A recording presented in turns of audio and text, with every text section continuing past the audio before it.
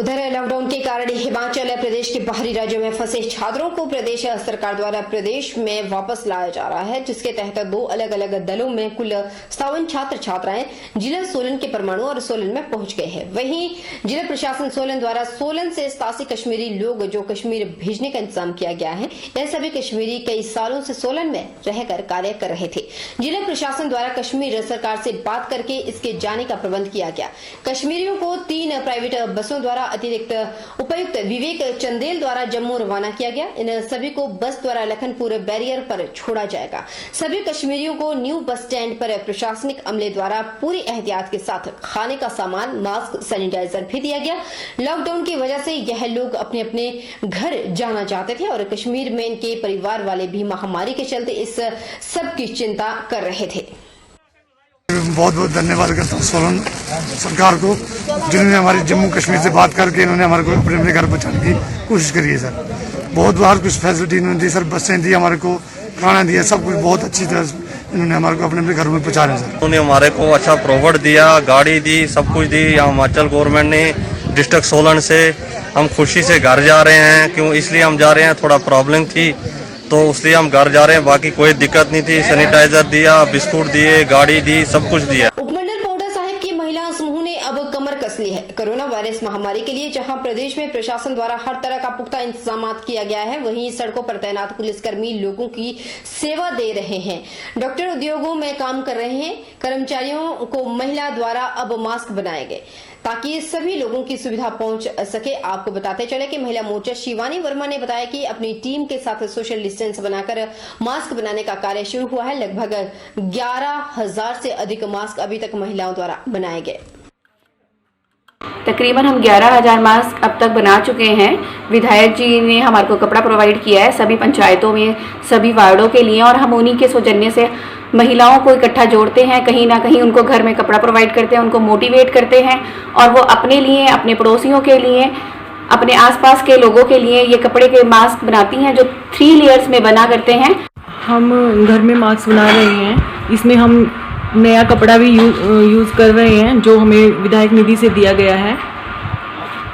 और मैं सभी से यह निवेदन करना चाहती हूँ कि हम घर में कोई भी पुराना कपड़ा हो उसको अच्छे से धोकर उसका मास्क भी बना सकते हैं और उसको दोबारा धोकर फिर यूज़ कर सकते हैं। उधर वैश्विक महामारी बन चुके कोरोना वायरस के संक्रमण को फैलने से रोकने के लिए जहां देश भर में 3 मई तक लॉकडाउन किया गया है, वहीं बाहरी राज्यों में पढ़ने वाले हिमाचल प्रदेश के छात्रों को भी होम क्वारंटाइन किया गया है। 33 दिनों का लॉकडाउन पीरियड पूरा होने पर अब इन छात्रों की प्रदेश वापसी की गई। जी हां, मुख्यमंत्री जयराम ठाकुर ने प्रदेश से संबंधित अन्य राज्यों में पढ़ने वाले छात्रों की वापसी के लिए HRTC बसों की व्यवस्था की ताकि सकुशल उन्हें प्रदेश में लाया जा सके। इसी के मद्देनजर राजस्थान के कोटा और जयपुर में पढ़ रहे 47 छात्रों को 3 बसों के जरिए वापस लाया गया, जिनका बिलासपुर की सीमा स्थित कैंची मोड़ पर थर्मल स्क्रीनिंग के बाद प्रदेश में एंट्री दी गई है, जिसके बाद बिलासपुर स्थित पर्यटन विभाग के लेक व्यू होटल में सभी छात्रों को सैनिटाइज करने का कार्य किया गया। कोटा से हिमाचल गवर्नमेंट की बस से भेज के जो है प्रशासन ने लाए हैं। इनमें हमारे पास अभी 47 जो है स्टूडेंट आए हुए हैं, 2-3 उनके अभिभावक भी आए हुए हैं। यहाँ आते ही उनको पहले सैनिटाइज किया जाकर उनके एड्रेस वगैरह लिख के और उसके बाद जो मेडिकल वगैरह करके और जैसे भी डॉक्टर की प्रॉपर जो राय होगी उनको या तो इधर ही बिलासपुर डिस्ट्रिक्ट में ही क्वारंटाइन कर दिया जाएगा। अगर उनकी राय होगी कि इनको होम क्वारंटाइन किया जाना है तब इनको घर भेजने की व्यवस्था होगी, जैसे भी उचित आदेश होंगे। यहाँ पे आज कोटा से 3 बसेज आई थी और एडमिनिस्ट्रेशन की तरफ से यहाँ पे इनका प्रबंध किया गया है। मेडिकल स्टाफ यहाँ पे आया इनके चेकअप के लिए, यहाँ से इनके सैंपल लेकर के रिजल्ट के लिए भेजे जा रहे हैं। ये इनका यहाँ पे रहने के प्रबंध किया गया। हमारे पुलिस की तरफ से कुछ लोग लगे हैं कि इनकी जो व्यवस्था बनाई रखे, कानूनी व्यवस्था बनी रहे, प्लस उसके साथ जो इनका आपस में गैप है वो नजदीक ना हो, बाकी लोग इकट्ठे ना हो, उसके लिए कर रहे हैं। वहाँ से 3 गाड़ियाँ यहाँ पे पहुँची हैं, उनमें से 2-2 आदमी को उतार के और बाकायदा इनकी एंट्री की जा रही है। मैं कोटा में कोचिंग कर रही थी नर्सिंग की, तो वहाँ से कल वापस आए थे क्योंकि CM सर ने बसेस भेजी थी। वापस आके अच्छा लगा है क्योंकि वहाँ बहुत केसेस बढ़ गए थे और फिर रहने में प्रॉब्लम क्रिएट हो रहा था, तो इसलिए अच्छा है कि हम वापस आ गए। यह फाउंडेशन संस्था ब्रह्मांड द्वारा कोरोना कोरोना वायरस महामारी के दौरान इस बीमारी से बचने के लिए पिछले 1 महीने से 5000 से अधिक मास्क बनाकर जरूरतमंद और प्रवासी मजदूरों में मुफ्त वितरित किए जा रहे हैं। संस्था के राष्ट्रीय अध्यक्ष सीमा सांख्या ने बताया कि जबकि हर रोज बाहरी राज्यों से यहां फंसे सैकड़ों मजदूरों को खाद्य और अन्य सामग्री निरंतर आस्था द्वारा उपलब्ध करवाने का महत्वपूर्ण कार्य संस्था द्वारा किया जा रहा है। सीमा सांख्या ने बताया कि बरमाणा स्थित फाउंडेशन कार्यालय में सिलाई सेंटर की अध्यापिका नीलम देवी की अध्यक्षता में मास्क तैयार किए जा रहे हैं। समुचित मात्रा में बाजार से कपड़ा खरीदकर महिलाओं के सहयोग से मास्क तैयार किए जा रहे हैं, जो एक पुण्य का कार्य है। हम लोग प्रवासी मजदूरों को खाना खिलाने के साथ साथ उन सबकी सेफ्टी के लिए मास्क का काम भी कर रहे हैं, जो कि हमारी नालक की टीम बना रही है, जिसमें कि मुख्यतः हमारे बरमाना के सिलाई सेंटर के टीचर नीलमा देवी जी, उनके पास जितने भी वहाँ सिलाई सेंटर में इनके पास पढ़ने आते थे या सीखने आते थे, वो लोग भी शामिल हैं। और हमारे गांव की वो महिलाएं शामिल है जो कि हाउसवाइफ थी, घर में काम करती थी, वो समय निकाल के मास्क बना रही है। और हम ये मास्क जो है लोगों को फ्री में बांट रहे हैं। हम लोग कपड़ा खरीद के लाते हैं और एक दिन में हमारा टारगेट है 200 मास्क बनाना, जिसमें कि अभी तक हमने सुंदरनगर से लेके बिलासपुर तक और इधर घुमारवी बरठी तक जो है हमारे मास्क बन रहे हैं, जो कि गरीब लोगों को दिए जाते हैं, गांव में दिए जाते हैं, पुलिस वालों को दिए जाते हैं, ताकि लोग जो है अपना मुंह ढके और मास्क पहन के चलें। विश्व में सबसे ऊंचे क्रिकेट ग्राउंड और खूबसूरत वादियों के लिए मशहूर चायल से एक गजब वीडियो सामने आया है। इसमें देवदार के पेड़ पर तेंदुए की मस्ती नजर आ रही है। हालांकि प्रदेश में तेंदुए की आबादी कई रिहायशी इलाकों में परेशानी का सबब भी है, लेकिन इस तरह का वीडियो भी दुर्लभ ही है। ये वीडियो की जब हमने पड़ताल की इस वीडियो की तो पता चला कि चायल में ही एक शख्स ने अपने घर के आंगन से ही शूट किया है। फिलहाल यह अंदाजा लगाना मुश्किल है कि देवदार के पेड़ पर कितनी ऊंचाई पर तेंदुआ चढ़ा था। मोटे अनुमान के मुताबिक जिस जगह पर तेंदुआ मौजूद है उस जगह पेड़ पर जमीन से 30 से 40 फुट हो सकता है। उधर जिला सिरमौर में HP 24/7 चैनल की खबर का बड़ा असर हुआ है। कुछ दिन पहले हमने ग्राम पंचायत खाला क्यार के साथ लगता गांव चिनियाड के संदीप कुमार के घर में लाइट न होने की खबर दिखाई थी। संदीप ने बताया कि उनके घर में लाइट लग चुकी है। उन्होंने मीडिया का बहुत बहुत शुक्रिया अदा किया। संदीप ने बताया कि वह करीब 50 वर्षों से अंधेरे में रह रहे थे। जब HP 24/7 चैनल की टीम ने इस समस्या को उठाया तो इस खबर के बाद उनकी लाइट 15 दिनों के अंदर लग चुकी थी। उन्होंने इसमें कोई सिक्योरिटी जमा भी नहीं करवाई। इसमें प्रशासन ने ही सिक्योरिटी जमा करवाई। जैसे ही यह खबर मीडिया के माध्यम से उठाई गई तभी प्रशासन ने कार्रवाई की।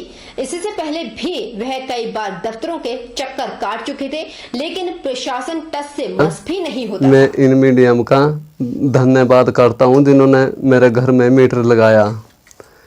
अभी ना तो कोई मेंबर प्रधान लगा पाए मेरे घर में लाइट 50 सालों से, और जो बिना कुमार है उन्होंने भी नहीं लगाया। क्या बिना कुमार? बिना कुमार है जी, वो यहाँ के MLA हैं जी, वो भी नहीं लगा पाए जी।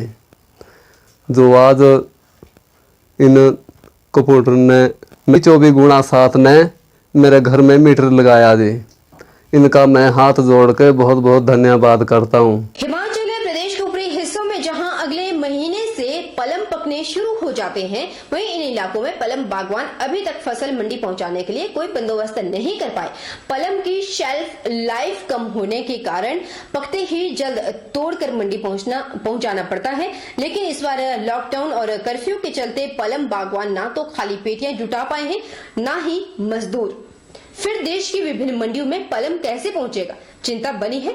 ऐसे में पलम बगीचों में ही सड़ ना जाए।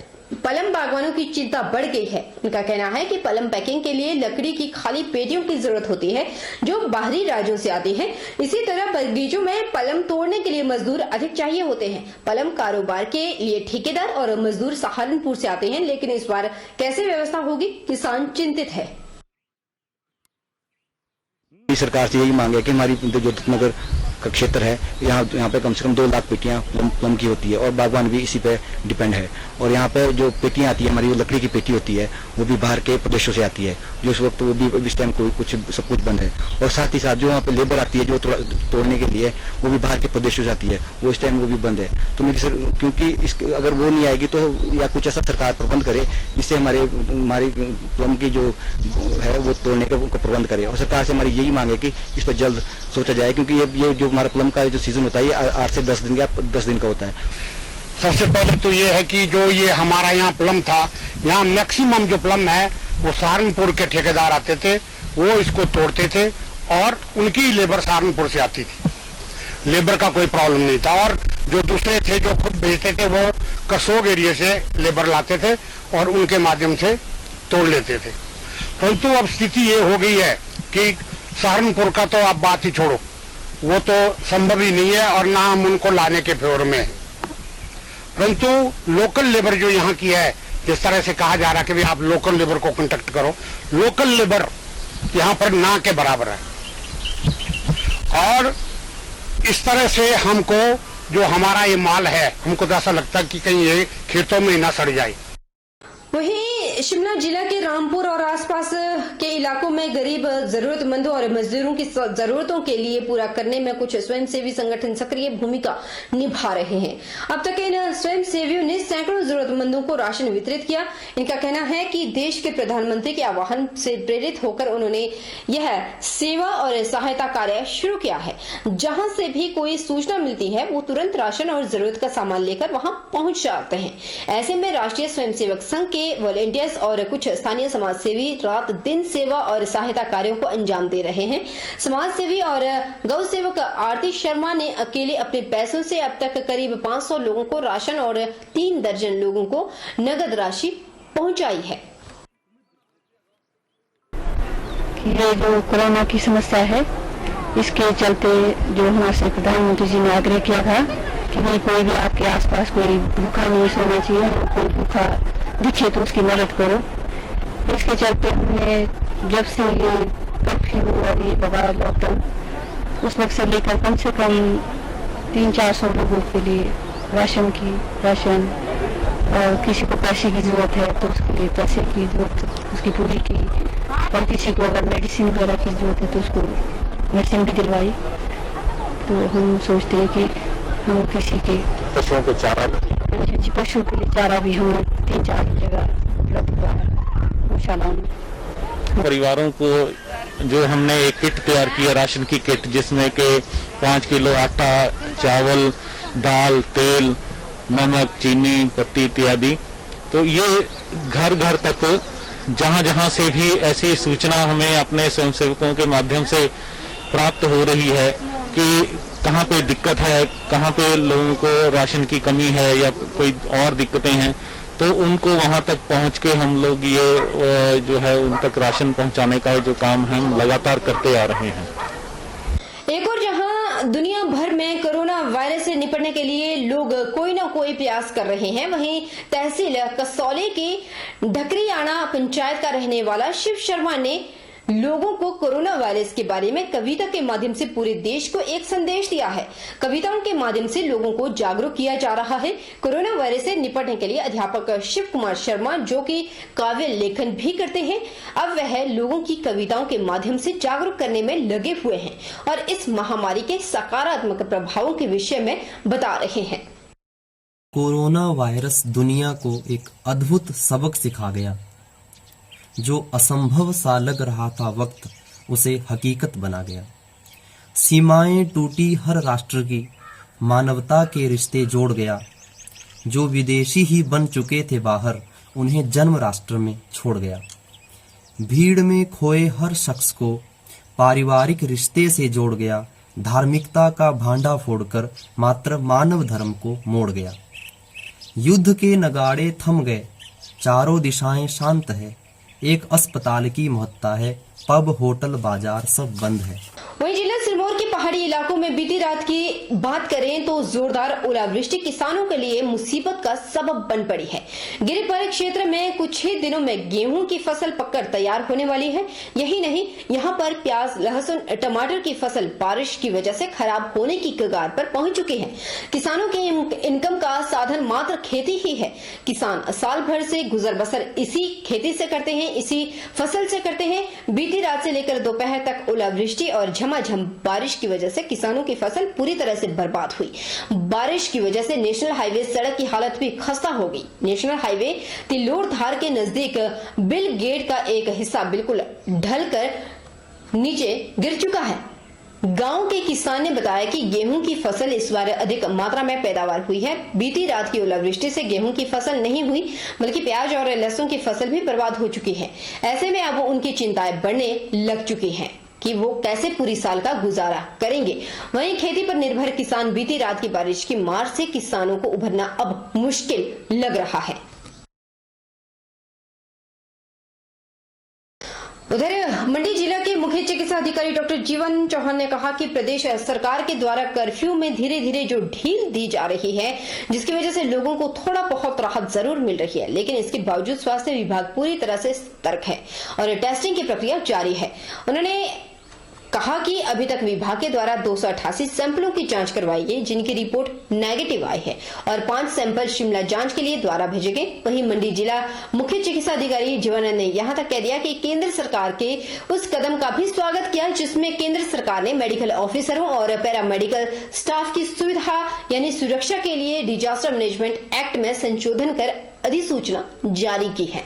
हम गाँव में हमारी हेल्थ वर्कर, आंगनवाड़ी वर्कर के साथ मेल हेल्थ वर्कर, डॉक्टर लोग जो है सर्वे कर रहे हैं और किसी में अगर किसी तरह के लक्षण पाए जा रहे हैं तो उनका हम सैंपल उठा रहे हैं। अभी तक जिला मंडी ने टोटल 288 सैंपल जो है कलेक्ट करके टेस्ट करा दिए हैं, जो सारे नेगेटिव आए हैं और आज भी हमारे 5 सैंपल जो है शिमला गए हुए हैं। आज तक जितने सैंपल हमने इकट्ठे किए सभी सैंपल नेगेटिव हैं और हम ये उम्मीद करते हैं कि आगे भी ऐसा ही रहेगा। पर अगर लोग जिस तरह से माननीय प्राइम मिनिस्टर महोदय और माननीय मुख्यमंत्री महोदय ने लोगों से अपील बार बार की है कि वो कर्फ्यू में जो हमारे नियम हैं उन नियमों का पालन करें, कड़ाई से पालन करें, ताकि हम आने वाले समय में जो हमारे आने वाले 15-20 दिन हैं, इसमें जब डिफरेंट स्टेट से लोग यहाँ आएंगे तो उनमें कई बार हो सकता है कि कहीं से कोई वायरस आ गया हो। हम उनकी भी पूरी जांच करेंगे, जानकारी लेंगे, टेस्ट करेंगे, लेकिन लोग जो हैं हमें तुरंत जानकारी देंगे। कोई आदमी कहीं से आया तो हमें जानकारी दें और हम उसका पूरा इंस्पेक्शन करेंगे। वाकई जिस तरह से डॉक्टर्स, पुलिस, मीडिया कर्मी और बाकी लोग यानी कि जो भी कर्मचारी कोरोना वायरस में जिनकी ड्यूटी लगी है, वो जिस तरह से अपनी जान को जोखिम में डालकर दूसरों की सुरक्षा में लगे हुए हैं, ये वाकई एक काबिले तारीफ कदम है। इनके लिए हम सब सलाम करते हैं। आप बने रहिए हमारे साथ और देखते रहिए HP 24x7।